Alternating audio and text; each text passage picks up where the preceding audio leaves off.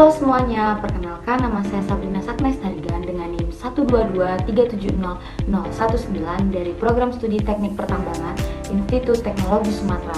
Pada video ini, saya akan menjelaskan mengenai materi yang saya dapat dari pertemuan mata kuliah valuasi tambang pada minggu kedua, di mana pada minggu kedua ini membahas beberapa pokok bahasan, diantaranya bagaimana sih format laporan akhir studi kelayakan menurut Kepmen yang meliputi parameter analisis keekonomian, di mana pada bagian ini menjelaskan beberapa parameter keekonomian yang digunakan dan meliputi asumsi harga jual, tingkat suku bunga, pinjaman diskon rate, porsi pendanaan nilai tukar rupiah terhadap mata uang asing yang digunakan untuk transaksi dan lain sebagainya.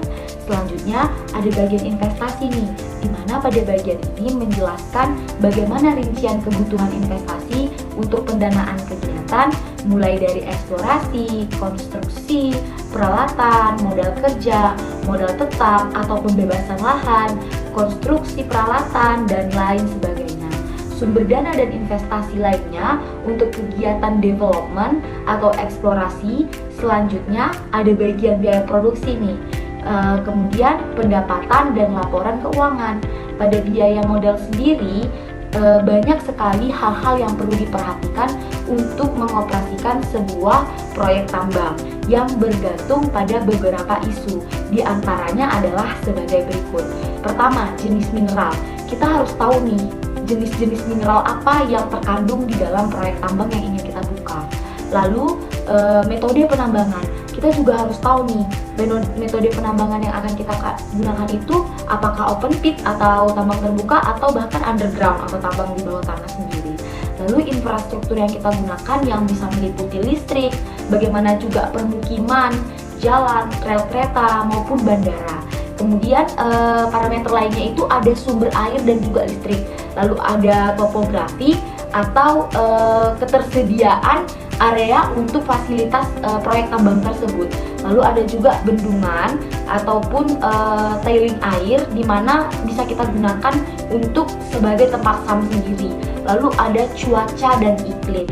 Selanjutnya materi yang selanjutnya itu membahas mengenai capital and operation cost, di mana capital cost atau biaya investasi awal dan operation cost atau biaya operasional adalah kedua jenis biaya yang sangat penting dalam menganalisis keekonomian tambang, terutama dalam konteks industri pertambangan.